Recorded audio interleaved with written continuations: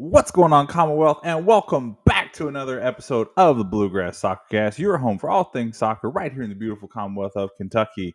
It is the middle of December, John, so things are a little slower on some of the news scale, so we're going to fest it up a little bit this week. I'm getting into the holiday spirits, if you will. And we're going to have a really jam-packed, joyful holiday edition of the Bluegrass Soccer Cast today. I'm, of course, your host, Mr. Jimmy. That's, of course, Mr. John. John, how are you doing today, sir? I'm good, Jimmy. How are you? I'm good. I'm good, my friend. John, before we dive into it, what are you looking forward to the most this holiday season? For it to be over, in all honesty. Oh, no. It's just this time is stressful. It feels like there's so many different things. Like every weekend has something to Oh, do I with feel that. some group or that type of thing. And it's just, and then schools like to throw in finals during this time too. So it's just, Yeah, so wait, is this your finals week? it was. I'm It done with was. them now. Okay, But good. Yeah, at my school, they finished up last week. So this is like the week after finals. So this is like a joyous week where we somehow have to report to work, but we don't have really anything to do. Uh, but so John, hopefully you've got a cup of Christmas cheer. This is apparently a tea from Cracker Barrel called Holly Berry tea or something like that. I don't know, some kind of a fruit tea. It's very delicious. So hopefully you have something holiday related as well.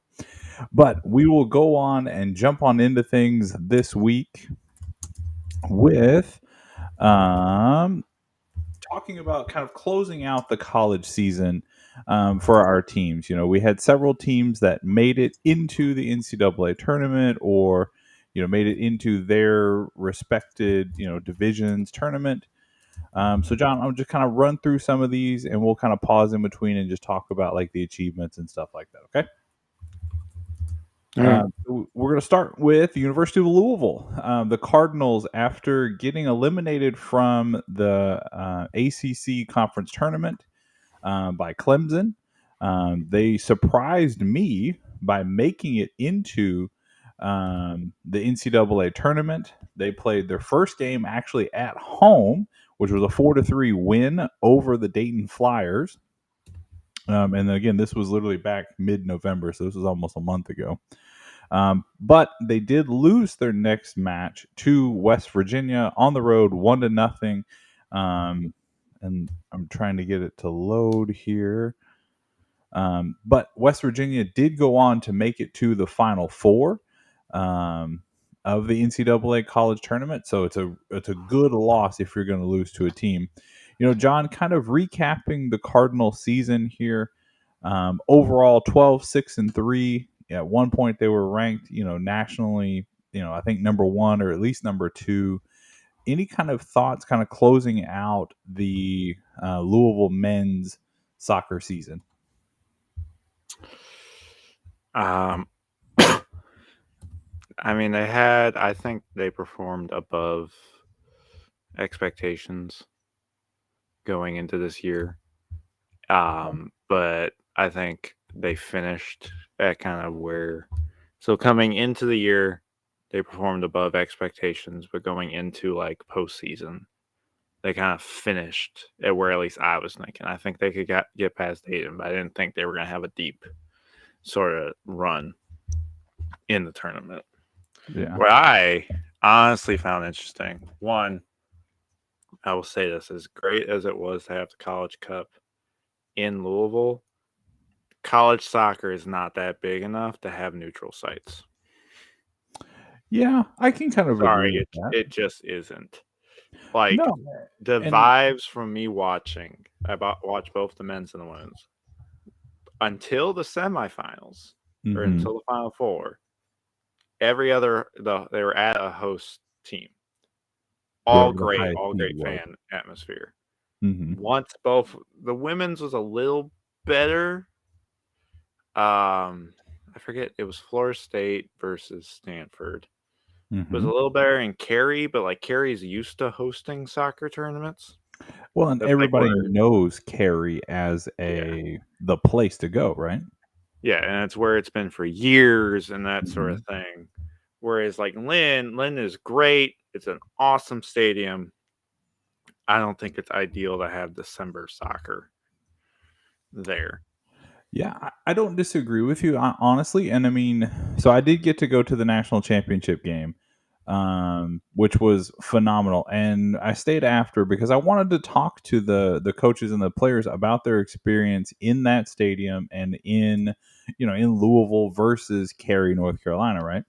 And all of them talked about how this was a really great, different experience, but they all kind of at least left me thinking that they were looking forward to going back to Cary at another point. I think the players enjoyed it a little bit more than the coaches did, but the coaches definitely seemed to think that or feel that Cary was a better venue for them than Lynn Family.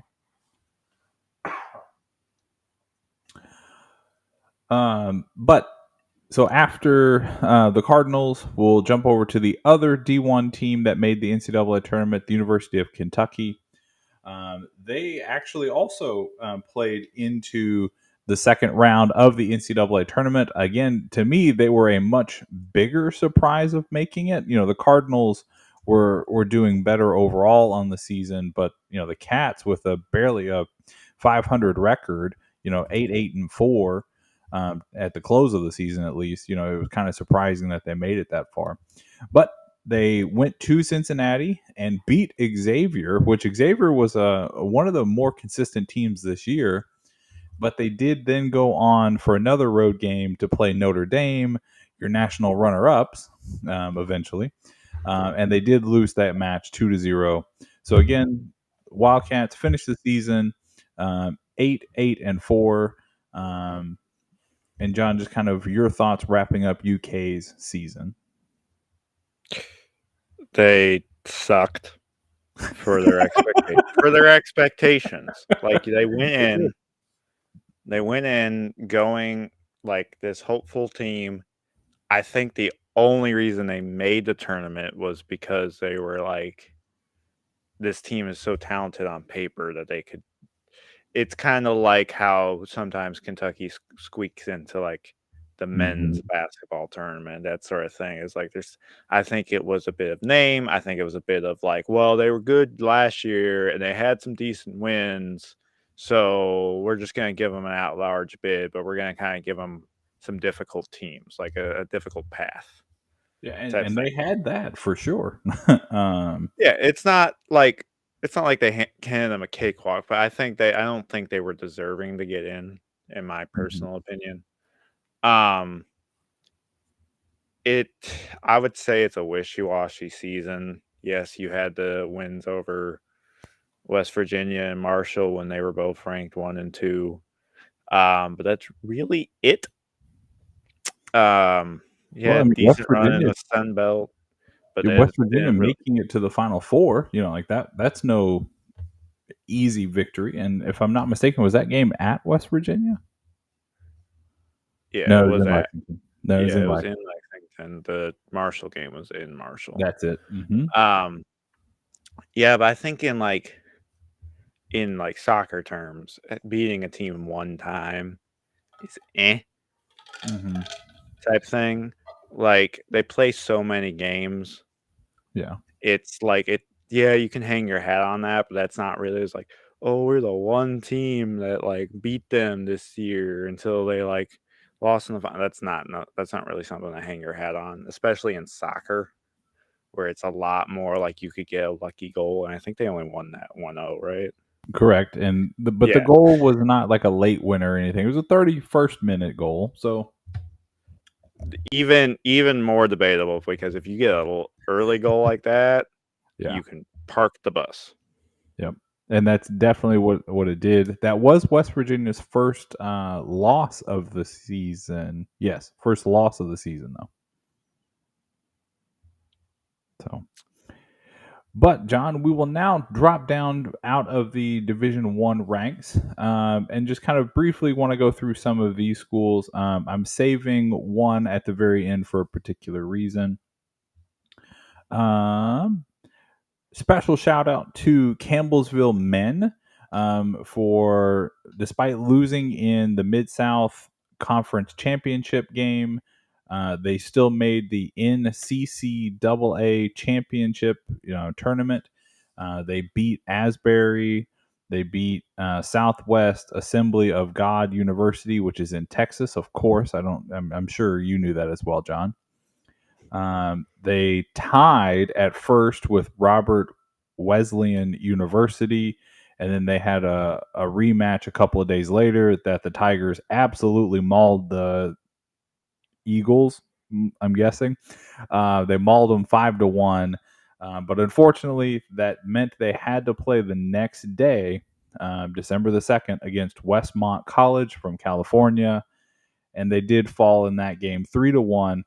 So shout out to the Campbellsville men for making such a deep run in the NCCAA tournament.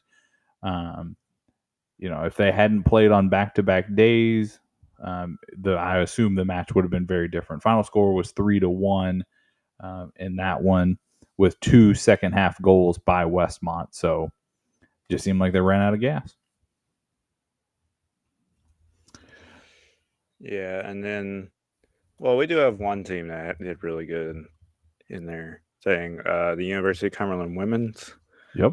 They had a deep run in the NAIA tournament, which was kind of weird because there would be they had games on Tuesdays, and then they would play a game on Friday. Very, very much of a small conference, just being these teams don't have the money. We gotta just push these games out. It was a very interesting game. They took down the number one team in the country in the national championship game. They actually switched goalies for the PK shootout. Oh, I didn't know that. Yeah. But it was interesting, but it was good. Cumberland's wins. They get the red banner, which I guess that's the NAIA thing. If you hang banners, you can only hang a red one if you're a national champion. Everything else has to be blue, I guess, or something like that. That's cool. Yeah. So they got that. The only Kentucky team to make it even that far. Yeah. So yeah. Well, Moorhead women's got smacked around by Florida State. I had closed out that tab. What was the final score of that one? I think it was 3-0, 4-0. Someone was like, "Yeah, we play really good, and we could take it to." I was like, "Florida State is a buzzsaw. They buzzsawed everybody." And they made it to the Natty, right? Florida State.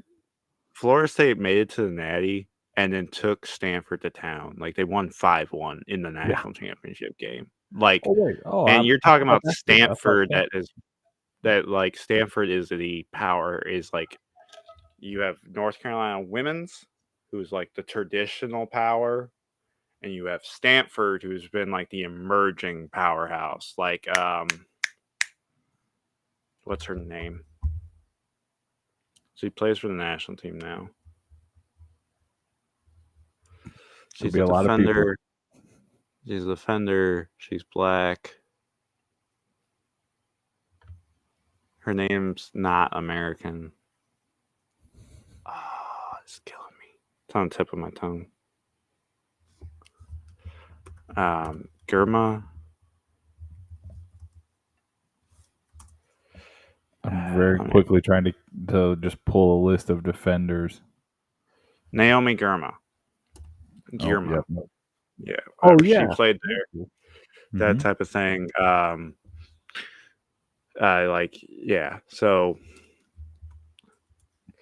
it was all just interesting. Indeed. Just kind of recapping their run here for the Cumberland's women. Fell in the semifinals of the Mid-South tournament to Cumberland's University down in Tennessee, 2-0. Made the NAIA opening round where they beat Northwestern Ohio. Then they went down to the NAIA finals, which were in Foley, Alabama, where they beat Ottawa University, Arizona, Hope International University, which is from California, the number 2 team in the country, Spring Arbor University, which is in Michigan, and then, as John mentioned, taking down number 1 William Carey University from Massachusetts, a 2-1 win in double overtime with a 3-2 score in PKs. So it was an absolute wild a game.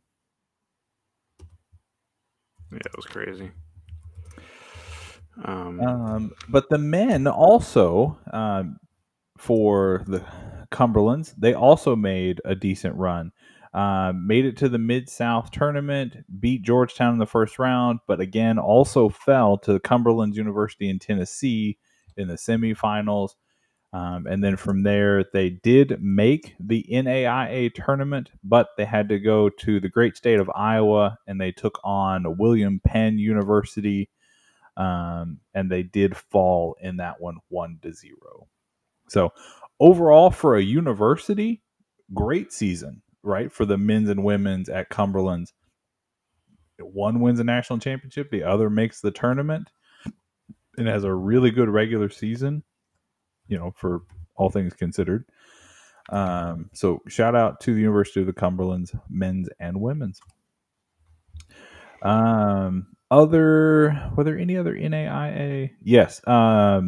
Lindsey Wilson men made it also to the semifinals of the Mid-South Conference tournament, where they also fell to the Cumberlands, University in Tennessee. They have to be really good. Cumberland's, Tennessee. They must be really good. I know that was the final where they fell to Cumberland's University. But Lindsey Wilson did make it to the NAIA national tournament, to the second round, where they played Indiana Tech. But unfortunately, they fell 2-1 as the Trojans. Yes, Trojans had a late 82nd minute goal to take the lead, and Lindsey Wilson just couldn't find the equalizer. John, any thoughts on the Lindsey Wilson men's season before we move on? No. Pretty straightforward. Yeah, it was. Moving back down to the NCAA, so the National Christian Collegiate Athletic Association. The Asbury, they played number 2 Oakland City in the NCCAA regional tournament. The opening round, they beat Oakland City 2-0. Then they hosted number 1 Campbellsville in the regionals, and they fell, but they did still qualify for the national tournament, where they had 2 losses, because I'm guessing in that tournament you kind of get 2 chances. If you get invited to Kissimmee, Florida, where the tournament was, it's not a single elimination, it's double elimination. So they did lose to Westmont College, which we had previously mentioned, 3-1, and then they lost to Wayland Baptist University down in Texas 3-0. So congratulations to Asbury for making the tournament. Just didn't quite go the way that they would have hoped. And speaking of things not going the way that they would have hoped, the Union College men, after a phenomenal season, after starting their year undefeated until October 25th, and with only at that point 2 games left in their season, they got their first loss to Milligan, which is down in Tennessee. They went on, they won their quarterfinal match in the Appalachian Athletic Conference tournament, but then they got handed badly a loss by Tennessee Wesleyan 5-1 in the Appalachian Athletic Conference men's soccer tournament semifinals. And they had another unceremonious loss in the second round of the NAIA tournament to Indiana Wesleyan 2-0. So Union College, you had a great start to the year, and your star up until right before Halloween was as bright as it could be. And then that thing went supernova, and your season just kind of imploded down the stretch, only winning 2 out of your last 6 games. But John, with that all kind of out of the way, any kind of thoughts on wrapping up any of the college teams or anything else from this season that you want to hit on? I personally have nothing about Kentucky ones. I will make a note of Mhm. like how illegitimate the NCAA or how little the NCAA cares about soccer. Oh, absolutely. Because did you see that thing between North Carolina and Oregon State? North Carolina and Oregon State? No, what happened? So when Oregon State played North Carolina, 2 of their like stars Mhm. were supposed to be suspended based on card accumulation. And it was found out after like Oregon State got bounced in the semifinals.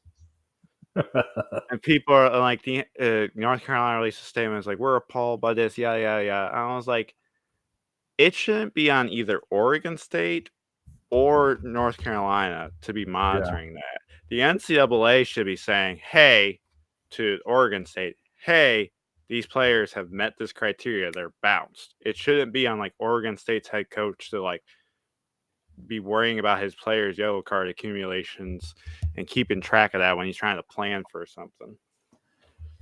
Yes Like and no. every Like, I other agree with every it, other league, the refs report all of it, and that goes to the league office, the officials, or whatever. They keep track of that stuff. Like the league keeps stats just as much as teams keep stats. The league office should be just inputting anything, and they should have like a flag, like this player's hit the thing, or whatever, and then they contact the coach. Okay, I'll agree with that. I just think also like as a team, like you're keeping your own stats, you're keeping track of who's getting cards and who's not. So like you also Yeah, but should know not to why direct would them. Oregon State choose to sit 2 of their players? I mean, if they know they're not going to get Like, that caught, should there's be no enforced. Like, repercussions. Yeah. even if it's not, like, something that they don't get notified, it should simply be the main official has that on his pocket. It's like, let's see if they actually take him out. Lineup card submit. Hey, these 2 are ineligible. Should just be straightforward as that. Like, imagine if that happened in, like, the college football playoff because of, like, the targeting rule. Oh, it would literally be like damn near international news. It would be like the people already have an issue with the college football playoff right now. Yep. And Florida imagine State. if some kid, has a targeting in the semifinal, and then all of a sudden he's in the playoff final and no one notices it. One, knowing people, no one's gonna not notice it. The second he plays a game, someone's gonna be like, he got thrown out or whatever. It's just like the lack of care the NCAA has for D1 sports beyond football and basketball is appalling. Well, and that goes into the whole conversation that, a lot of other sports shows are having right now with, what is next for mainly college football, but also college basketball. If there was a proposal that the new president of the NCAA submitted to, where basically, if I understand it correctly, the NCAA would create a new D1.1 or something like a higher tier that would have unlimited NIL money.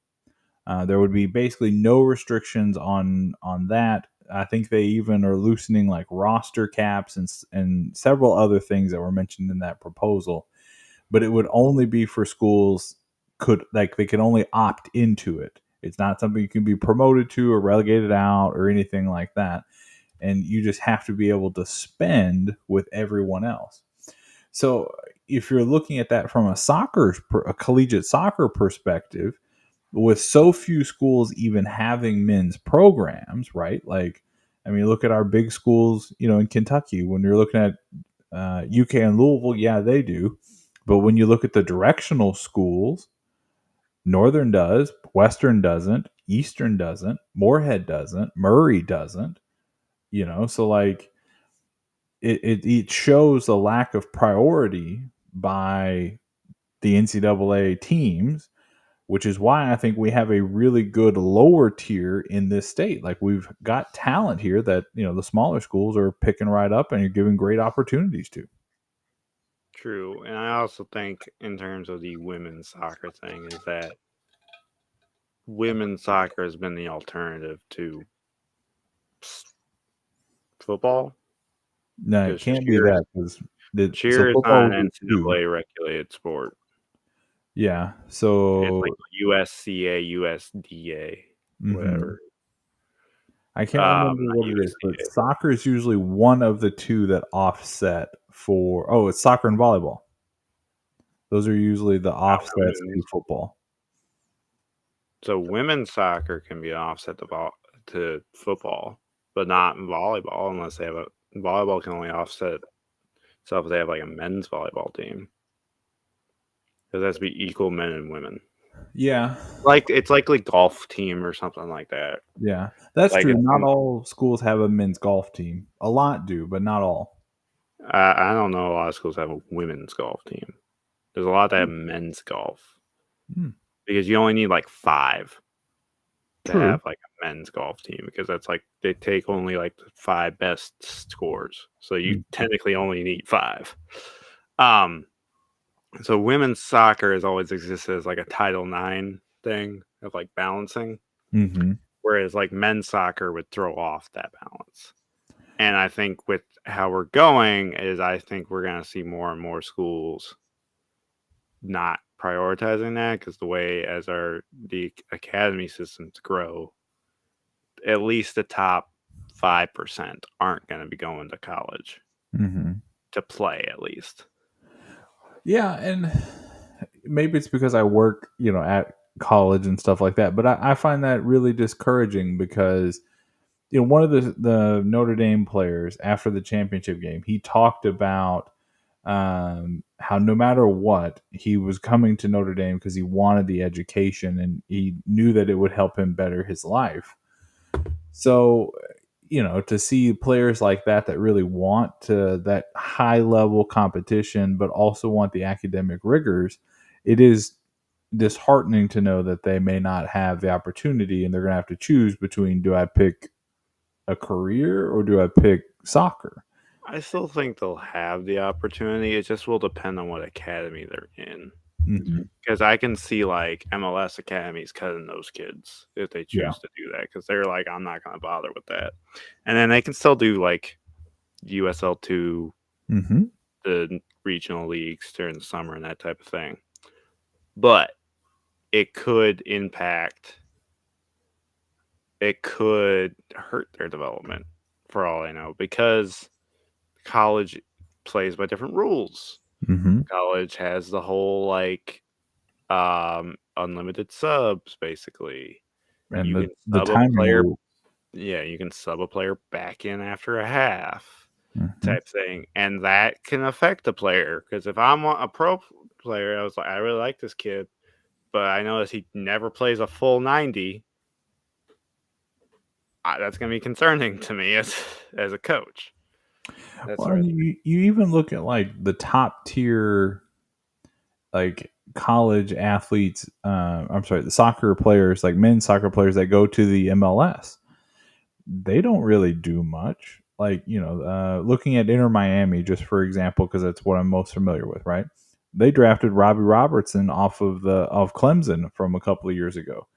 Came in with so much hype, and he hasn't really done much. He's a solid contributor at times in past years, especially pre-Messi, but nothing outstanding. It's not like the NFL where you go get your franchise quarterback in the draft. And I don't know. I'm not a big draft guy. Like I'll watch it, but like I'm not big on it. I prefer players to have the option of where to go. That just seems to be more equitable, and it gives, to the players at least, it's more equitable. It gives them more say in where they start their career. as opposed to just being like, "Hi, congratulations, you're going to the absolute worst team in the world." Well, that's the thing. It's the MLS draft is kind of shaky At best, yes. because some players choose to not go, and like because there's literally nothing that like requires the players to go to the MLS team. It's just they're essentially picking their rights to it, or the discovery rights, or however that stupidness works. Mm-hmm. It's not like the other big four where that is the top league, or really the only league in the Mm-hmm. world. In the case of like the NFL, yeah, there's kind of some leagues elsewhere, but those are like you're not going to make close to money as like a star there as you would make as like a bench player in the NFL. Yeah. So it's not like if I'm a top college star that just kind of like flew under the radar, I break out in college, and it's like, yeah, you can either go to the worst team in the MLS or you can go play for like Crystal Palace. Yeah, that would be an easy choice, I think, for most. Even Crystal Palace, like Leeds, like I think you even get into like second divisions in other countries. They're going there over picking like to go to the Colorado Rapids right now. Yeah. Like I would even say maybe even further down if you look at somebody like Wrexham. Like I think people would rather go play at Wrexham, get that exposure, I don't know necessarily if a kid getting drafted as the best kid in essentially the best kid in America. Mm-hmm. We want to go play fourth tier soccer. Hey, Like the Wrexham story, I think does bring in some people, but I also think people need to realize I don't think a kid who can play in the top 5 European leagues is gonna choose to go to Wrexham. They might get loaned down there if as a depth chart type development type thing, but it's like you can start for Forest, for Bournemouth, for maybe a lower league top thing, for Udinese, Mallorca, all these type teams are maybe not the big dogs, but you can start for maybe a middle league team, or you can go play in the 4th tier of English football. Fair point. But I think you bring up something that's kind of sparked something in my mind here. So if you look at this is just because it's what I know, and there are other great examples in this state, right?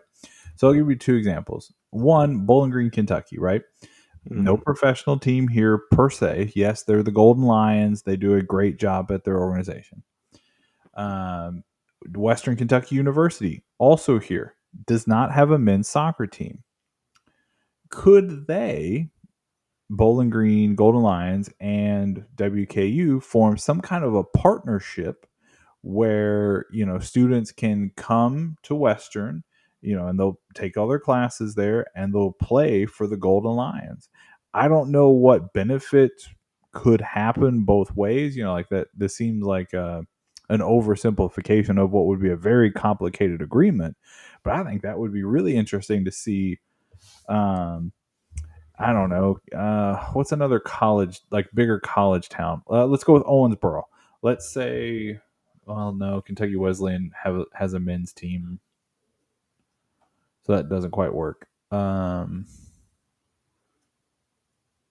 I guess Bowling Green is probably about the best example, right? Because everyone else like has one. Because like Northern Kentucky has a men's team, Pikeville has a men's team. See, how I see it is like the education thing. I think is a big factor into what's keeping maybe drawing some top talent to college still. If I'm maybe not in the USL side, but if I'm an MLS owner, like where I have deep pockets, I can look at a kid and be like, hey, I'll pay for your tuition to take online classes if you stay with us instead of going elsewhere. Because like if you're Columbus, you have Ohio State right there. Yep. Cincinnati's got Xavier and Cincinnati. I don't know if they or NKU's right there. They have 3 schools that are all pretty good. State, all right in that Right. area. Right there. Chicago has like the University of Chicago, Northwestern, all this type of stuff. Northern Like, Illinois, baby. you still gotta get in, but like this thing of like I'll help cover tuition or this sort of thing if you just stay playing with the squad. And it might Mhm. cut their salary a little bit depending on the owner, but that's like if that keeps the kids from going to college, I think that's it is because there's many players that have gotten their degrees while playing Oh professionally. yeah, for any sport, yeah. Well, John, that was a really great conversation. It was not on the rundown, but I really like that conversation just because it takes soccer to a whole nother level of embedding it into the culture of our state. But speaking of updating culture, John, we have two new head coaches in the Commonwealth. First, John, let's talk about the new Racing Louisville head coach, Bev Global Yanzi. She Ben was. Yensley. Yep. Thank you. I'm going to let you keep saying that. It's how the club has announced it. I think I think she hyphenates her name with her husband. Maybe I'm not 100% on that, but every little press release I've seen is just Ben Yensley. Ben Yenzi. Yeah. Well, the new manager, she was previously an assistant coach this past season under Coach Kim. She had previous experience with other NWSL clubs and other youth clubs. As a player, she had a successful career, which included the NWSL Best 11 honors in 2015. She is also connected to Louisville through her husband, a former U of L soccer player. So continuing to keep that deep, rich connection between the University of Louisville and Racing Louisville and Racing Louisville Academy. Racing players and leadership are excited about new coach coming in. John, what are your thoughts on Coach Bev coming in and joining Racing Louisville as the new head coach? I think it's interesting. I think this was the plan all along. 100%. After they let Coach Kim go. I like it because it's internal. I think that helps a lot with keeping racing's kind of momentum and the squad built they have. She doesn't have to like refigure out the squad. Her being a former player, I think, is big right now in the current state of the NWSL because of all the stuff that's happened within the last 2-3 years with coaching and stuff. I feel like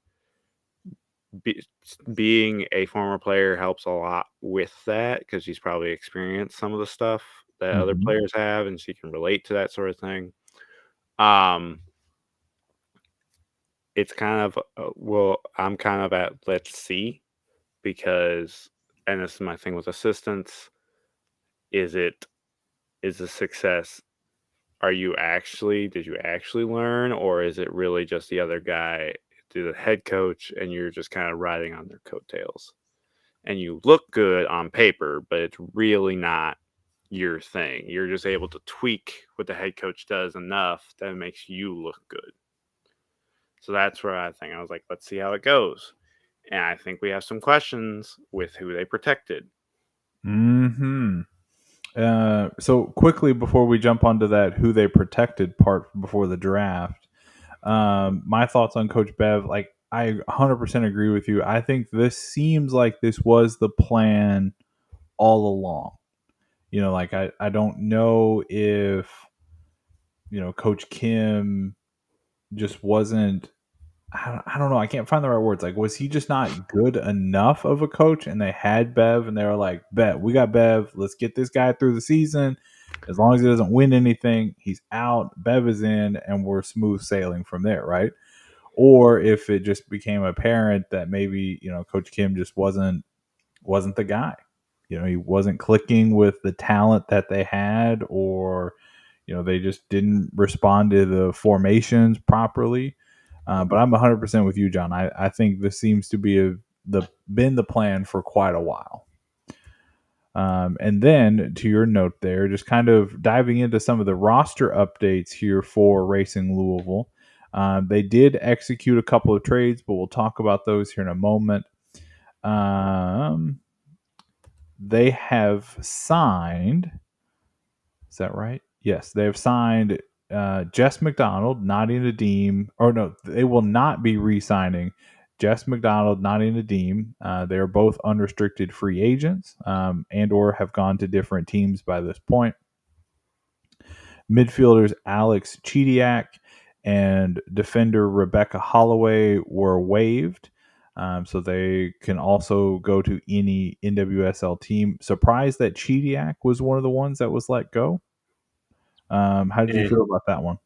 I wasn't that surprised by it because they loaned her out, that sort of thing. It kind of felt like they loaned her out right as she got back from the World Cup too, so it kind of felt like you don't really fit the midfield anymore type thing.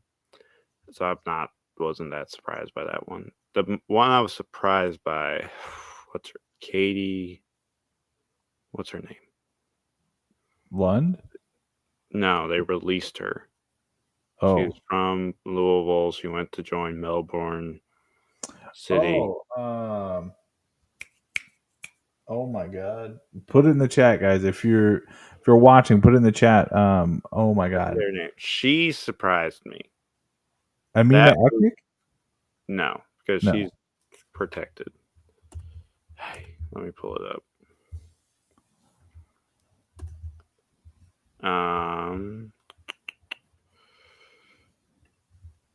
Oh yeah, it is Eckett. Yeah, I was about to say, like, I felt like it was. That's Sorry, her name and whoever the captain is, forget. So many names are similar, especially with everyone having so many similar names. Anyways, that one shocked me a little bit. It seems like she likes Melbourne. She liked when she was there, type thing, because she was loaned there prior to the start of the racing season. So I kind of get it, but it just seemed a little surprising because she seemed to be like a very big fan favorite and very well liked or loved in this case in Louisville. Agreed. And, I think there was some stuff, that came out when she was getting, like when the announcement was that she was going to Australia, about what she has meant to the previous Racing Louisville teams. She was one of the first goal scorers for the club, young talent that they acquired from right there in the city. So definitely a hard fought career in Louisville, both collegiately and professionally. Yeah, best of luck down in Melbourne. Racing Louisville also is seemingly going to part ways with Taylor Almir, who is a restricted free agent through the end of the calendar year, but will be a unrestricted free agent after January 1st. They are still in contract talks with Olivia Sekini and Parker Goings and Wang Sheng. Racing previously extended 2024 contract options to forwards Thimby Catlana and Kristen Davis and defender Julie Lester. But all of that, interesting. Yeah, go for it. Because they didn't protect Thimby. They didn't protect most of those people. Now it's weird because it seems only you. From what I understand, with the trades they made, only Utah can pick their players. From my guessing, they made a bunch of trades that basically says the Bay can't. Yep. The AFC can't pick their players because they gave up money that technically wasn't even their own money. It's league money that they said, if you don't take our players, we'll give you this money that's not even our own that the league gives to us, but you can have it instead. I don't know. These allocation money that the MLS and NWSL does is stupid. It makes no sense, but it works. Like Nashville just traded like in the MLS like 5 international spots for like $850,000 or whatever it was. And I was like, that doesn't make sense. That's not something you should be able to do. You traded roster spots for International roster spots. So I guess they have 5 less international players they can have or something like that. I don't know. These roster things are weird. Make it make sense, America. Make it make sense. But John, so to the list that we've been kind of hinting at, for the 2024 NWSL expansion draft, Racing Louisville has opted to protect the following players: Ari Burgess, Kristen Davis, Savannah DeMillo, Abby Ursic, thank you, Jalen Howell, Katie Lund, Lauren Millett, Carson Pickett, and I'm not even going to try her last name, Ellie. Last name started with a P. Chumash. Bless you. She's Thank Finnish. you for taking the fall on that one. So those, 9 players are all that they have said that no one else can take their players. And through some very, as John was alluding to, very complicated trade scenarios, I think that Utah will be making a pick of one of the available Racing Louisville players, but then before Utah or Bay can make a second pick, Racing gets to protect one additional player. And I think at that point, it's going to get really interesting to see, do they protect Thimby? Do they protect Katie Paige? What's her name? Monahan. If I'm Utah, I'm picking one of those guys. Oh, absolutely.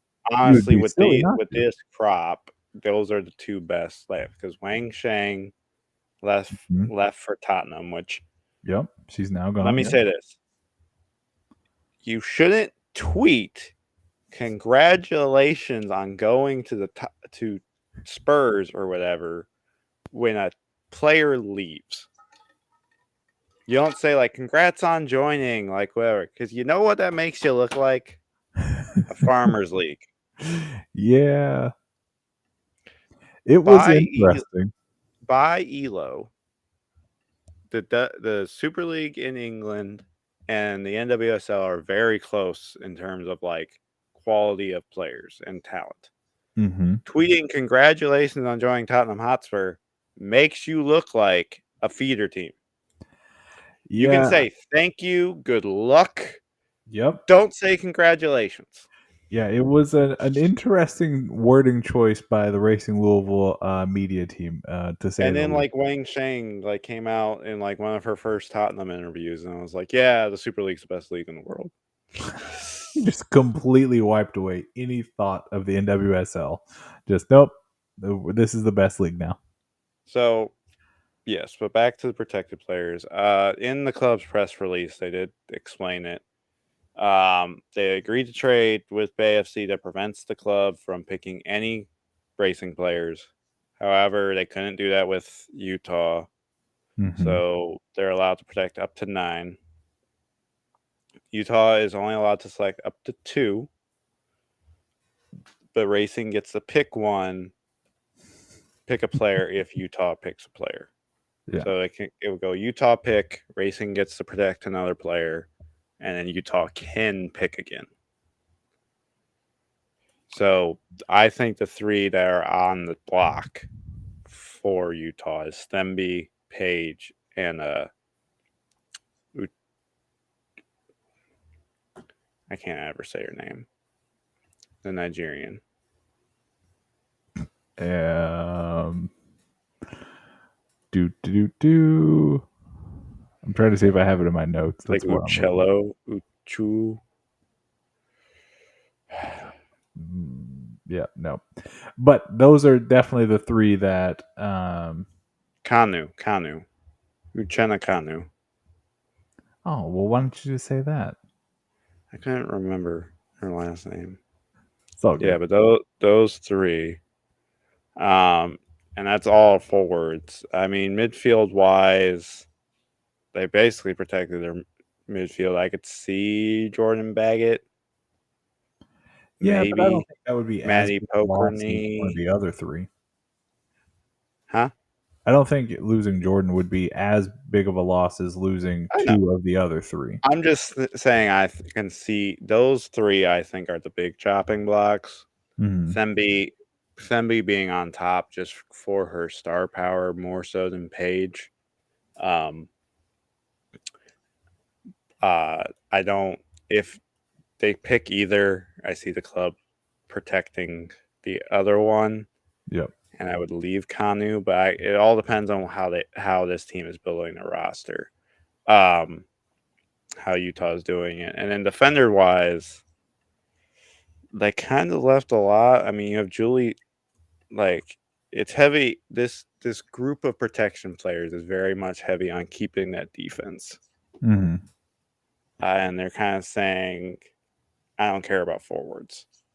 So, Which that will be a theme that we'll pick up again here in a minute when we talk about racing Louisville. Or I'm sorry, Lou City about protecting defenders. But I agree with you. I think that's a really good observation. Like for the 9 racing players, like they are absolutely focusing on their high end players and then defense. That's what they're trying to hang their hat on. I Uh, mean, I think whoever they attacking lose, wise, what but DeMelo's your best attacker now yeah, that you've protected. when it It's should very. be. I think they're going. They're looking that they're banking on one of those three being picked by Utah, so they can protect the other one, whichever one they like best. Right. Like one of That's those the motivation. three, Kanu, Themby, or Page. One of those three is number 10 in Coach Bev's eyes. Mm-hmm. I'm not sure which one, but one of those three is number 10. Yeah. So they're kind of gambling. And it could be Themby and Page are like equal to her, and she's just like gambling on it. But I can see them after the draft. They are very much going to be heavy. I can see them heavy hitting the forward department. Yeah, they're going to have to pick up somebody.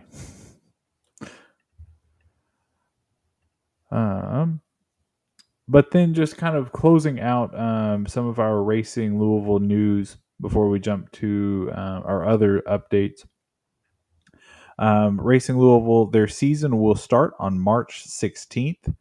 That was something that also came out in the last month. The official schedule hasn't come out, but we know at least the first week of matches will be taking place on March 16th. And then they will take a Olympic break at some point in July and probably even into early August. But at least the article that I was reading didn't give the exact dates. It just mentioned an Olympic break. So, but John, with that, anything else before we jump on to another new coaching hire? No, all good. With that, we will jump over to Lexington, where Lexington Sporting Club announced the new men's head soccer coach will be Darren Powell's. Darren will become what? Powell, not Powell? Powell's. Whatever. It's my Western Kentucky draw coming out. Darren Powell. Darren will be I thought we coming. talked about this on our last episode. Did we? I mean, our last episode was after the press release. Oh, well, cool. We'll skip that then. Congratulations, Coach. We're gonna reach out and try and get you on the show at some point. But we'll stick with Lexington since there are a couple of things to note here. John, I have a couple of things to mention, and then I want to talk about the roster updates.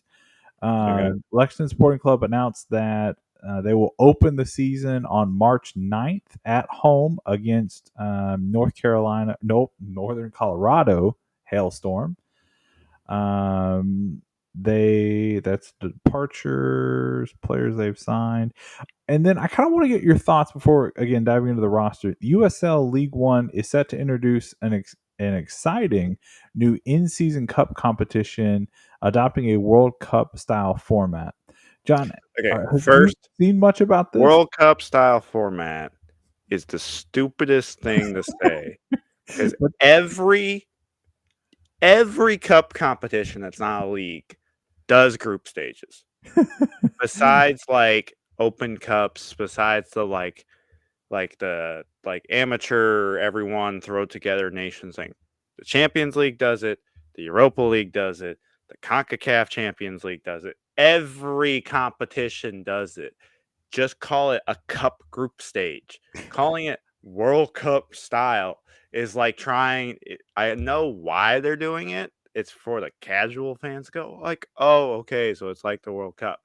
But like to me, it just floors me because it's like only the World Cup does this when everybody does it. Wow, John. Everything does it. Tell us how you really feel about this one. I did see the grouping to start for Lexington. It's, of course, Knoxville, Chattanooga, Lexington, and then Madison. So it's mostly regionalized, but then having to take that big trip up to Madison for Well, those. it's completely regionalized Well, because yes. if you look at the regions, I've had to deal with some Omaha fans doing this. So like, why aren't we in the central? We're in the most central like part of the country. I was like, yes, you are, but you are not central to the league. Nope, not You to the are league. the You are West Coast. fourth most West team. So that means you're in the group of 4 with the other 3 West teams. Sucks to suck. I guess Just shows you Madison, why. makes it not as bad. Just shows you why that the league is adding 3 teams out west. Yep. Well, and I think we can even add some more, Midwestern teams. You could add a Cedar Rapids. You could add a Chicago suburbs. Like any of the suburbs. You could add one of them there, like just to complete that kind of. Chicago, I want to see. I want to see if a lower league professional team can exist in New York first before we try Chicago. Hey, we're getting Brooklyn. That's coming. I will believe Brooklyn when they have a stadium. They've got a logo and a coach and an owner. So did Queensboro. I'm just saying, all these people are like, I'm like, this is Queensboro 2.0 until they have a stadium. Literally every other team, I need to double check on Santa Barbara, but every other expansion team has a stadium of some sort. Portland's got approved to use the high school, which is a larger high school stadium, in my opinion, because it holds 5,000. Yeah, that's pretty big. Texarkana and Antelope Valley are renovating or upgrading either old baseball stadiums or old high school stadiums. Like they have stadiums. It's mentioned in their release. And I had to double check Santa Barbara, and then Spokane, who's joining now, has their own stadium figured out, and the league, and they just posted pictures from their tryout in that stadium. So like, Brooklyn's the only one that doesn't have a stadium or anything yet. They've been doing a lot of this PR stuff, and the league is definitely pushing them, but they need a place to play. Well, Lexington is getting a new place to play, starting at the end of next season. But August 1st. The club did announce that 13 players from the inaugural season's roster will not be returning. Some notable names that were on that list include Owen Green, Jalen James, and Don Smart. Okay, notable names are Charlie Major. I forgot about Owen him. Green, Don Smart. Those are the three biggest. If you want to talk about Jalen, very nice guy. He played more minutes at the start of the season, but he wasn't that integral to it. Throw in Soso in there. He was kind of our spark plug coming off the bench.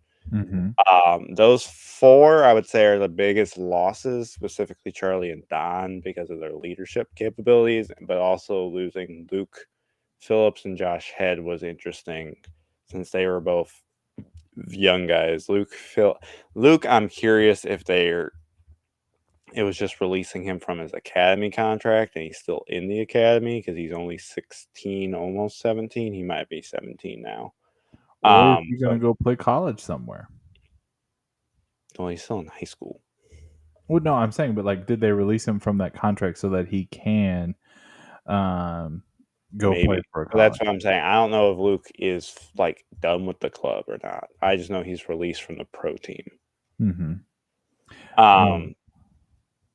Yeah, and the comment shows this guy do not currently have a stadium. But Charlie is the thing. From what I've been hearing, Charlie was more his own reason he didn't come back. His fiance is from Arizona, Tucson area. I don't think they've gotten married yet. So I think from what I've been hearing is like he wanted to be back closer with them. Like he likes Lexington, really likes it here, but he wanted to be more with it, where his like soon to be wife's family is, sort of deal going on. Owen, he's a big hit, but we kind of replace him with Kimball, so I'm not as great as he was. I'm not like that worried about it. Don, from what I've heard, is like he was working to come back. I guess just didn't work out in terms of contracts. Maybe he didn't fit Coach Powell's system. Mm-hmm. All that jazz, and then we so hit or miss on him. I just think is a matter of not fitting Powell's system at all. But yeah. Yeah, so those were some of the big losses for the club in the offseason, but it wasn't all gloom and doom. They did have several key players that are returning. Lexington Sporting Club revealed that they're returning up to 9 players from their initial roster. Some of the highlights that I denoted: Killian Fox, Atus Diop, and Tate Robertson. As 3 key players that I immediately like jumped to my mind that the club is showing favoritism towards, as they seem to definitely be part of the future of what Lexington Sporting Club and what Coach Powell is looking for. So per the press release, we actually have a little insight into contract structure. Fox and Diouf we're on multi-year deals to begin with. Mm-hmm.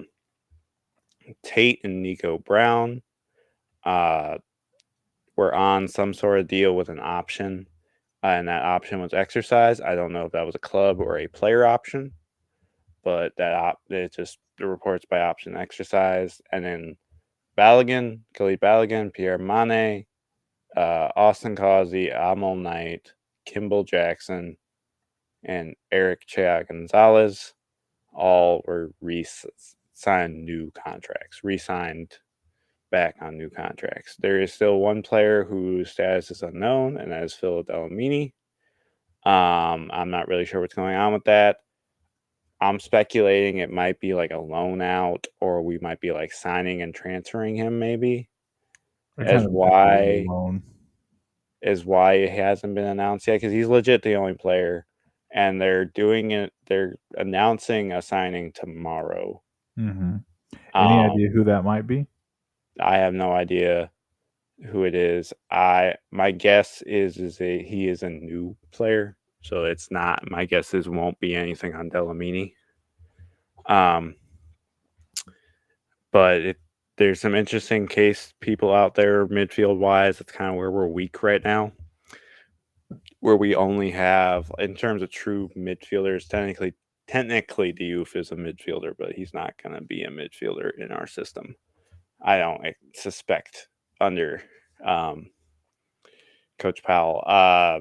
Technically, all we have right now is Mane, and I think that's it, because Delamini was the other one.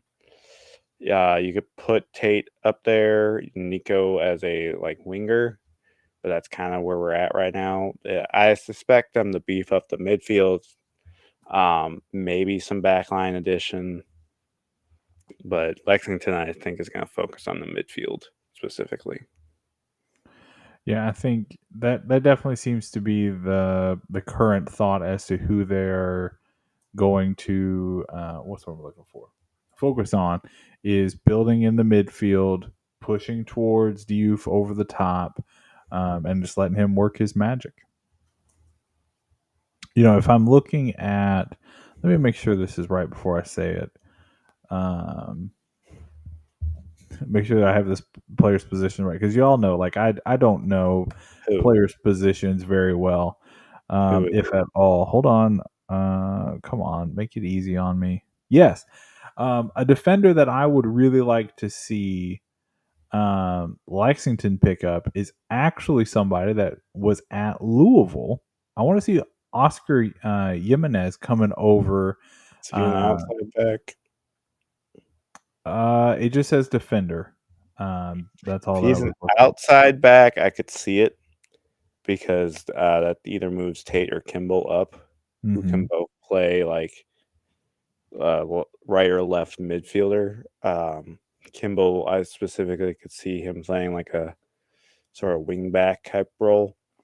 If Jimenez is an outside back, I do not recall off the top of my head. I could see it because Shea Gonzalez, and Fox are very staples, I would say, of the center back duo. We could run a 3 center back combo, possibly.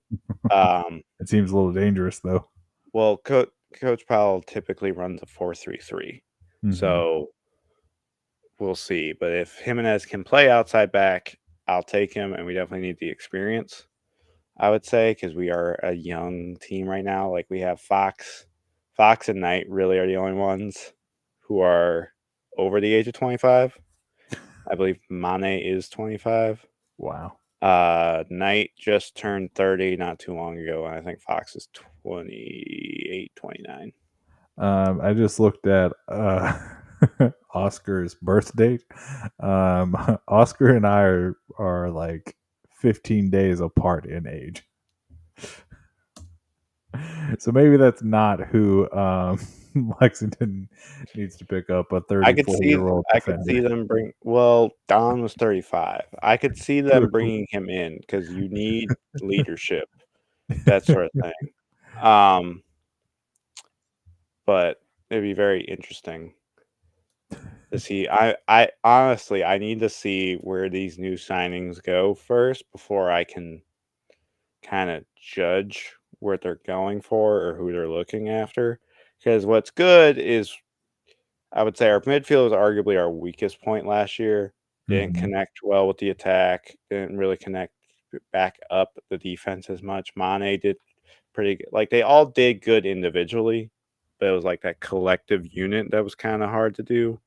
Some pairings worked better than others. I like we're bringing back Mane. Mane is a good box-to-box midfielder who I think can help solidify that. But like I said, I posted a graphic like right after the initial releases. Like, we're basically set. We just need a left midfielder right now to round out a starting 11. But we can also do what North Carolina did last offseason, North Carolina FC.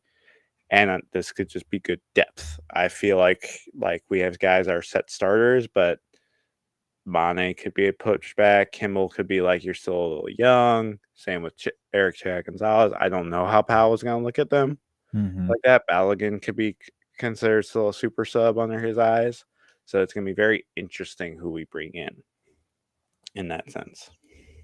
So kind of on that note, I threw out a name there. Is there anyone that you're looking at Lexington bringing in that would really get you excited, or are you just more kind of hoping for quality players? Does that make sense? Yeah, I'm hoping for quality because here, from what I've heard, Powell has connections out the wazoo. Like, he's from Nottingham. He has a bunch of connections that way. He has a bunch of And connections. in Miami. I'm getting there. Grew up in Nottingham, England. He has a bunch of connections from his time coaching in college. And he has a bunch of connections throughout the USL, being San Antonio's first ever coach, and then being at Inter Miami, and being in their development space. I wouldn't be surprised if he convinces Inter Miami to loan some 18-year-old to us.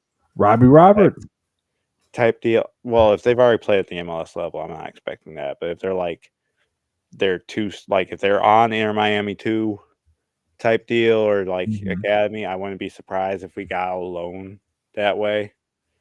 I don't think it would happen because loans are kind of like, as much as that the USL is a lower leagues, loans really don't happen as much as in other clubs. Mhm. Specifically in England, like there are teams in England you can go that is in like the fourth division, and half their squad is made out of loans. Where in USL there's like maybe four or five is considered a lot for a team, either players loaned in or loaned out.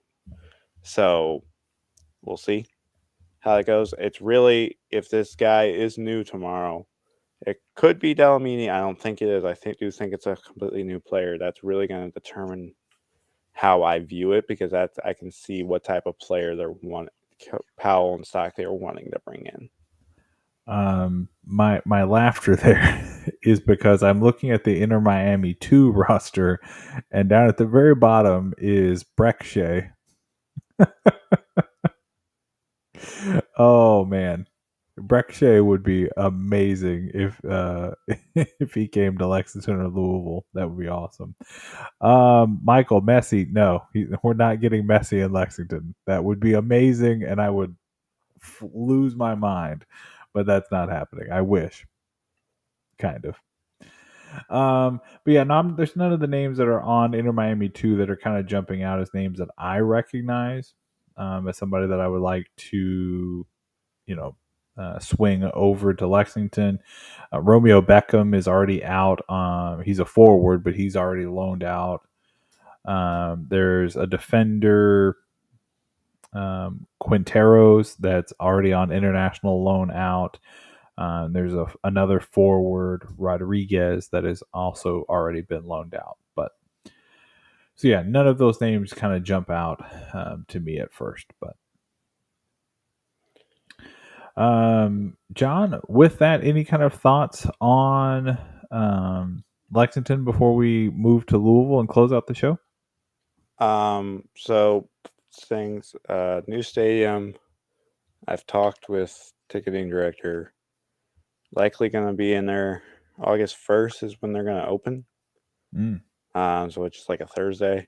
It's going to be like 90% complete.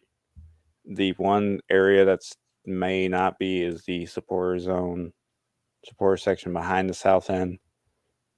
Fans, calm down. It's not that they're not going to build it. It's, I guess, some of the money they're getting from the state is based on like them, like their offices being at the stadium as well. And the office building is going to be like right behind that stand. So their focus is like, let's build the building first that like we have to have people work at and that sort of thing. And then we can build the easiest part of the stadium to build, which is literally just like putting in the bottom half of things and then putting in railing. So it's still going to happen. So that's kind of the thing.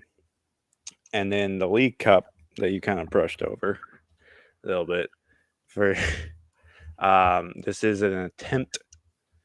So this was originally, the C was going to be involved in some way, but they couldn't commit or something led to them backing out for the season. So I think it's going to be a proof of product type thing. But it's also because the league is going from 32 games to 22. Because they're incorporating a balanced schedule. So this guaranteed 8 games for season ticket holders in this sense. So it's going from 16 home games to 15 versus 16 to 11. Yeah, that would be a hell of a cut. So one less home game. And some teams, like I know Spokane and Richmond, are getting 16 games in their season ticket packages. So it could be like Open Cup, could be like a friendly or that type of thing is that other game. Lexington is at 15 games. That thing. Open Cup's changing a bit. So it's likely that Lexington and Louisville won't face for Lexington's first match because the championship is going to enter in round 1, where League One is entering in the championship's going to enter in round 2, and the League One's going to enter in round 1 with NISA and it's like they're breaking it up. So the 3 teams come in. So the NISA teams, League One teams, and the like 2 independent teams in MLS Next Pro, with all the amateur teams are coming in. So likely all League One teams will host a game. But that could be like if I'm the USFF, that I'm putting together Chattanooga's teams on purpose. Like you literally have the chance, and they do the whole regional thing. There is no reason that you shouldn't have that matchup. Yeah, Genuinely. and that makes it even more frustrating. Teams like the Bowling Green Golden Lions, who didn't participate in the Open Cup this year, or Tennessee Tempo down in Murfreesboro, who got Tempo knocked almost out. got there. Huh? They were in the last round. They They got did. knocked out They by got knocked out by the South Carolina Heat. SCU Heat United Heat, something like that. Is that the team Jimmy Butler plays for? No, just kidding. Is like South Carolina. It's South Carolina United Heat. It's like the full team name. But the Heat are a thorn in the sides of Tempo down there, so it would most likely be somebody like that coming to Lexington for a game, and I think I that was would trying. I was trying to map it. We really only know the amateur, the like at large bid ones of like UPSL, MPSL. We don't fully know the USL 2 teams. We kind of knew go like Vermont Green are in, that sort of thing, but we don't know all of it, obviously, and we don't right now know what teams are fully in NISA, because some of their teams are leaving, some are staying. It's NISA, it's all over the place. So that's going to be interesting how it goes. Well, and speaking of some of those matchups, either the in-season tournament or like the Open Cup, question here, would those matchups, if one of them was to happen against One Knox, would that count for the Barrel Brawl? I honestly don't know. I think it might. Like the point of the regions is to stoke, as they said, stoke rivalries, but it's also probably travel costs. Oh, it's definitely travel cost. Travel costs, and it's to stoke regional rivalries. Like Lexington fans, Madison's going to treat us like a rival because we are their like the closest team to them outside of Omaha. So like until another team gets close to Madison, like Madison's going to treat us a bit like a rival. So we could develop something there with them if we wanted to. Chattanooga I don't really view as a rival right now, but no, because the Red Wolves are trash. What's interesting with the group play is how the wild card team is determined is really stupid.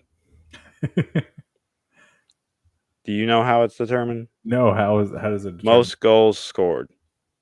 Oh, well, that makes it for more entertaining soccer.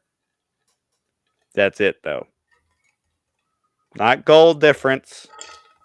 Not highest second place team. Let's look at the tiebreakers type thing. Most goals scored. So if you lose every game 5-4, all 8 games 5-4, you're moving on. Yeah. Like you could finish, theoretically, you can finish in the bottom of your group and move on. Yeah, that seems a bit wonky. You would like it to be like what, best third place team or something like that, but personally to me, it'd be you take the best second place team by points because it's the top of each group. You either take the best second place team by points or you look into tiebreakers because they also play 2 outside of group matches. We're playing Greenville and regional. Fuego. Oh, not regional. Fuego's coming to us though. Oh, hey. So with that, like, do tiebreakers some way that, like, figure out a tiebreaker that way if it has to come down to it. Don't not do most goals scored. No, and they're doing the whole like Leagues Cup format of if a group's game ends in a tie, they go instantly to a shootout to determine like you get an extra point from that. I just feel like that fits an American appetite a little bit more than overtime. I'm fine with the shootout. honestly, I'm okay with that. It doesn't add in extra time, like an extra 30 minutes on to players who didn't go to traditional PKs. I'm okay with that. It's the 4th place wild card, or the wild card team being determined on most goals scored, that I do not like. Yeah. And that is kind of interesting to be doing that because they're not doing that at the champion level, are they? Championship? No. Mm-hmm. Like I said, the League's Cup. One, it's got to remember that the championship right now is 25 teams, which is over double the league. So if the championship were to do a balanced schedule, you're playing 48 games. If we do a balanced schedule, we're playing 22. So it's trying to get around that 30 number type thing. But no, we can go into them. I was just kind of highlighting this because some people are very confused by it. No, I was very confused. Like, I appreciate the conversation because, like, I read it and you heard, like, I just breezed over, like, yeah, they're doing this in-season tournament. I kind of brushed it off to be more of a similar to what the NBA was doing. You know, like these these league games, but they're also none of the games are related to league play at all. They are separate. If someone tells you, "Well, it's just no," these are like completely separate competitions. They're okay, so it separate is things. more of the traditional, like, European Teams style. are treated. Now the PA has issues with this. The Players Association. Well, of course, you're adding extra games. No, you're not adding extra games. There's less games, less league games. Bonuses can affect that. Like, there are players who say you get $5,000 extra dollars if you play in 25 league games. Mm-hmm. There's only 22 league games now. What counts as a league game? And from what I'm hearing, the league is very much still going to do, like, just all of these count towards all 30 scheduled games count towards contracts still. But the PA released that. I think that's just their way of making sure, like, hey, you better do this if you don't, because the way they presented it was like they were blindsided by it, but this, like, the owners have known about the League Cup for probably a month and a half. Mm. I got whispers of it over a month ago. So Wow. to me, and it had been talked about a bit on Twitter. So to me, if the PA was blindsided by this, they either, like, do not follow content creators who cover the league and talk about the league That seems in unlikely. any fashion, not even like a player representative. Like, Fox is our player representative, Mm-hmm. or he at least was last year. Like, they don't follow them in any sense, to the point of where, like, someone goes, "Hey, I saw this. What's up with this?" type thing, to where they would go, "Hey, what's up?" Well, and then I guess my only last question related to the tournament is, are the broadcasting rights changing? Is one branch or one channel going to have all of those games, We or don't even know that yet. okay? All we know right now from the streaming thing has not been released yet. I feel like we're gonna know more when the league gets dropped. I think the issue the USL is facing right now is Rio Grande Valley is really in a state of flux, where they could be folding, they could be dropping to League Two, or out of USL altogether. They could be staying, because the USL 1 has already announced home openers. They've already announced 8 other games. So I now know of a third of Lexington's schedule. Mm-hmm. Total schedule about 30 games. And we don't know a single thing of Blue City, not even when their first game will be. Yeah, and we even know, like, NWSL stuff, like I mentioned, like we know when their season is starting and their breaks and stuff. And I can tell you right now, I know Omaha's entire schedule. So the entire League One schedule is crafted and created. And there's not been a whisper out of championship. So I think there is a kind of waiting and seeing what's going on with Rio Grande Valley right now. and that can determine. I think after that is when we'll kind of see some of the more deals for broadcasting and streaming, because CBS is only 100 games. Yeah. I don't think it's gonna be every game on Paramount Plus. I No, there think were some games that CBS. would be on like CBS proper, right? I'm saying the outside the 100. Oh, out. Okay, gotcha. I don't think the outside 100 will all be on Paramount Plus. I don't think CBS has crafted that network yet, type thing. I don't know where the Mm. TV cameras come from. Is it from ESPN type thing? Is it like each owner pays for their own stadium's TV camera setup and it's just plugged in? I don't know where that comes from Mm. personally. So I don't know if CBS has created that Mm. local, lower level type thing like ESPN has done with ESPN Plus. Mm-hmm.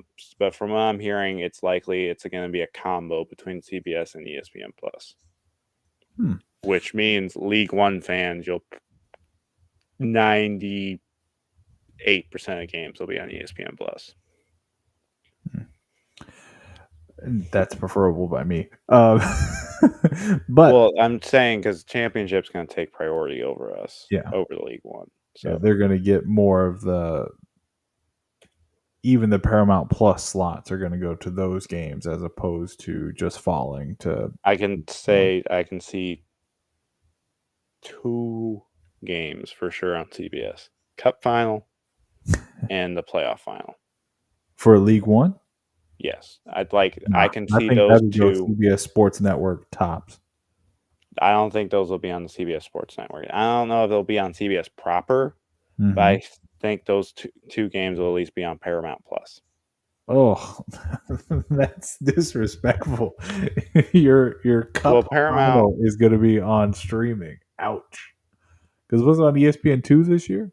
It was on ESPN3, Oh, which well, is still streaming. yeah, That literally means you have to have watch ESPN for that, yeah. and you have to have cable just to have it, or you have to have like the insane sports premium package that carries ESPN3. I definitely have that. I'm old. I still have cable, and I can't give it up because of live sports. Not yet, at least. It's getting closer. But Anyways, we can so move to yeah, Lou City to finish this off now if y'all want. yeah. So Lou City, lots of roster updates and news for them. Let me scroll up to the top here of my notes here. Several departing players for Lou City. The club announced that Tyler Gibson, Oscar Jimenez, which we talked about a few moments ago, Kyle Morton, Ramsey Kwasami. Yeah, I'm sorry, my friend. Rashimu. Yeah, I'm sorry. Mushagalusa and Martin Powells were all players that were let go by Lou City. The last 2 on the list, I'm really surprised about because they sent Mushagalusa to San Diego for Kyle Adams, right? Kyle Adams has re-signed with Lou City. We'll talk about that in a moment. Yeah. So that loan trade, whatever, was not for nothing. But now you brought him back for the playoff run, and now you've sent him back out as a free agent. I'm not surprised by the Galusa thing. I think the only reason they got him back was because the Loyal didn't we're not going to use him type deal or something. Uh-huh. I'm not surprised at all. It's of the names, he's like second in terms of oh, that's a little weird. Mm-hmm. Jimenez is the big one. You could tell it was because when at least on Twitter, when they released him initially, because he was in that initial announcement, it was like, thank you. And it was just Jimenez's picture. And then the other 4 guys were subtweeted.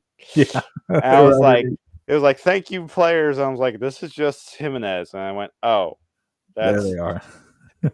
If I'm one of those 4 players, I feel so disrespected. Disrespectful.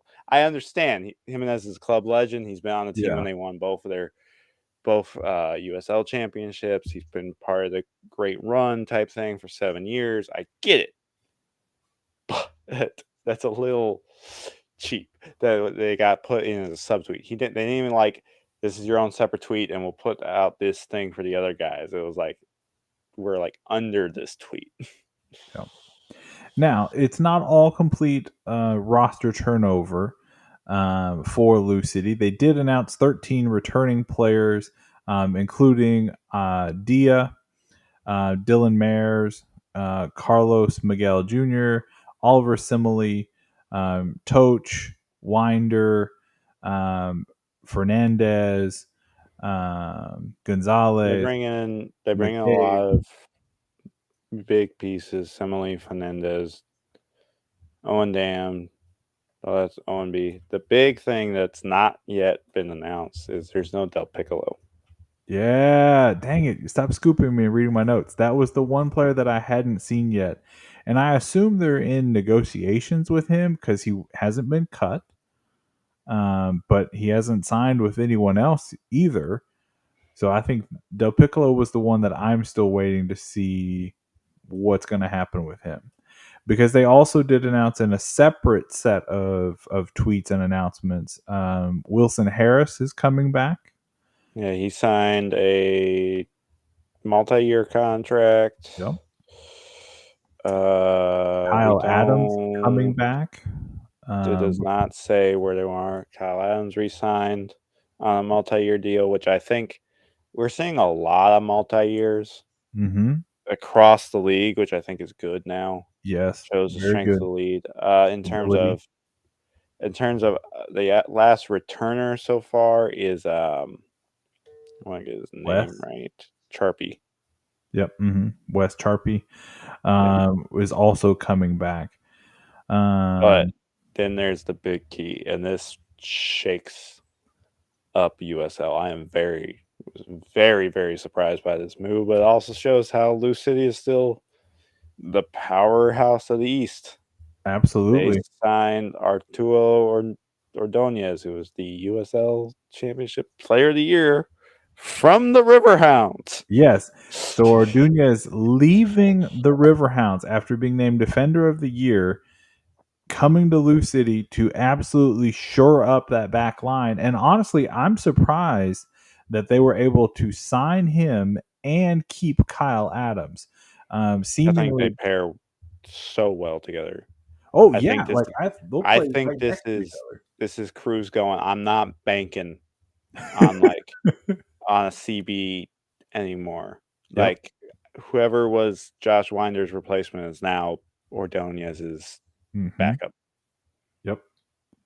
Like he's not, because that's where it was. Like the reason they brought in Kyle Adams, because their center backs were not doing well. They weren't playing well. And now you pair Kyle Adams, who played amazingly for Lou City to end the year, with the best, in terms of the league-wise right now, best defender. Yeah, in the literally league. the Defender of the Year. From arguably your biggest rival now. Like, they like to still tote St. Louis, and who's dead now, and Cincinnati. But, like, that's the one thing. Lou City fans, I beg of you. I understand you were rivals with Cincinnati for a good 4 seasons. And you met in the Open Cup. Give it a rest. You're not going to consistently play them. The only chance you're going to have to face them right now is in the Open Cup. Please focus on another rival, because it looks weird because you're not consistently playing them. Well, I think they have such a desire to play them and such a desire to be them that it's hard to give up the rivalry when you see. Well, it was their biggest rival, but it literally, like, oh, and then they have Indy. All right, sorry, Indy is their biggest league rival right now, but Riverhounds is probably the one remaining. Yeah, well, I mean, I guess also Tampa, right? Like Tampa, that is a burgeoning rivalry because of success, but like, not based on region. Here's my thing with the Dirty River Derby.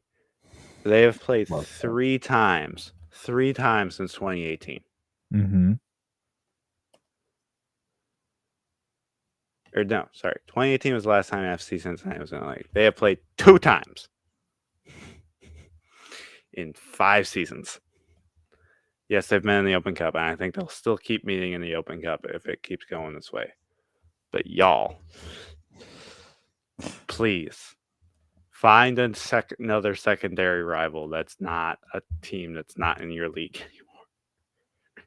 Well, I would really love for that to be Lexington. I think that would be We're a great. not in their league either. If they open Pro Rel, No. if we can consistently play them, that's one thing. But your rivalry should be someone that's close. Like, yes, if you play Cincinnati, you can respark it up. Mm-hmm. And you can kind of laugh on them. But like, it's like their main focus I've seen, and it's probably just because of Cincinnati did another choke job. I say this as someone who is kind of a Cincinnati fan in terms of the MLS. That they're still focusing on them even now. And I'm just like, y'all, just move on. When you play each other, spark it up. After that, like you're an afterthought to Cincinnati right now. Mm-hmm. Well, and kind of pulling it back here to Pittsburgh and to Lou City's new signing here, I would imagine that Kyle Adams and Ordonez will be paired with either Sebastian Sanchez or Owen Dam in the back. Probably Owen, who's played in more games. That would probably be your back line, or at least the solid rotation of players that you'll see in the back for Lou City. Did we have any other signings? No. So that's kind of where we're at with Lou City. And one of the things that John mentioned that I also wanted to hit on, like, we're still waiting on, oh my God, the player. We just said his name like 3 minutes ago. Not McCabe. Del Piccolo. Del Piccolo, thank you. Del Piccolo's contract, to see what's going to happen with him. We're still waiting on schedule announcements, as we've been able to talk through some of the other teams here. We know at least when some leagues and teams are starting. We don't know anything about Champion at this point. We don't know if they're also going to have some kind of special tournament. I don't think they like will. I think their schedule's already congested with how many people they have right now. Mm-hmm. I think they're just going to go traditional. Now on Lexington, do you know, and this may not be released information yet, but do you know if they're going to do an Olympic break? Highly unlikely. The NWSL is doing it because they will likely have players on it.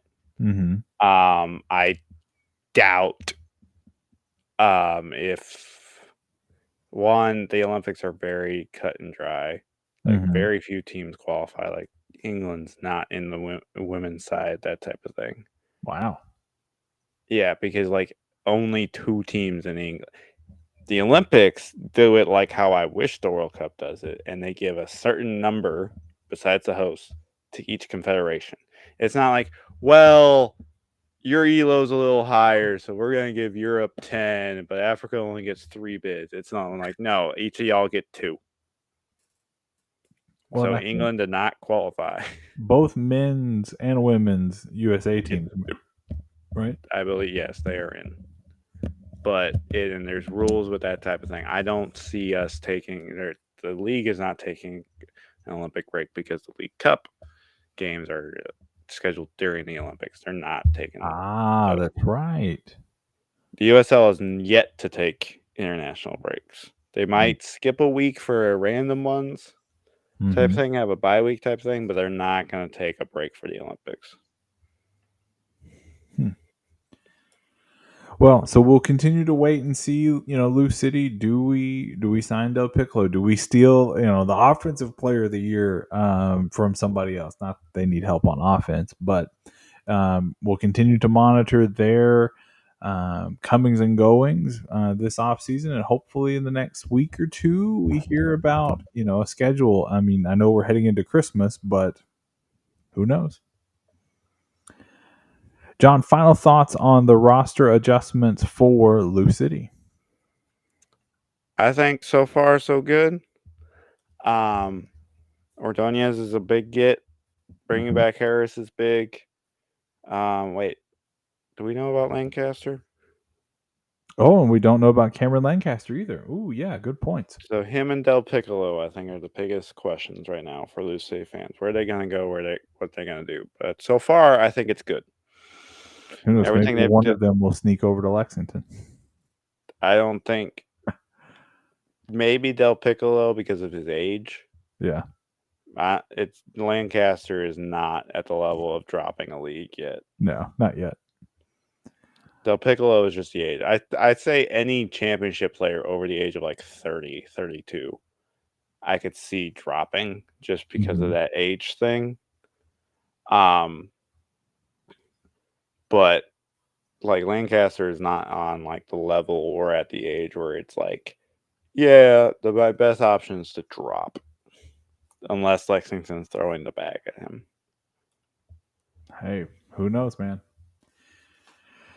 But yeah, I think, kind of for all of our teams, I'll say this. Like, it's been a good off season so far. Like, some good additions, some good changes have been made. I mean, based on my opinion alone, it seems like the clubs are heading in a more positive direction than how they ended some of their seasons. So I just really am looking forward to covering things next year, and really looking forward to another successful year in the Commonwealth for our pro and college teams. So. But John, with all of that out of the way, we will start wrapping up today's episode, a supersized winter holiday edition of our show. We want to thank everybody for watching this year, for following us on all our social media platforms, Instagram, Twitter, TikTok, all of those at BG Soccercast. It's been a great year. John, I appreciate you joining me on the show this year. And I'm really looking forward to continuing to grow and to develop the little show that we have going on here. If you enjoyed the show and you want to help support us, right here is a Buy Me a Coffee account. You can scan the QR code, or it always lives right over my little shoulder there, as another way that you can help support the show. We do everything to keep this show for free. So every little dollar that people donate goes a long way to helping us continue to have better and better content. But John, I really hope you have a good holiday break. I'm glad your finals are over. Hope you get some relaxation before the new year and the new semester starts for you and your classes. But I'm Jimmy, that's John, and we will see you on the next one.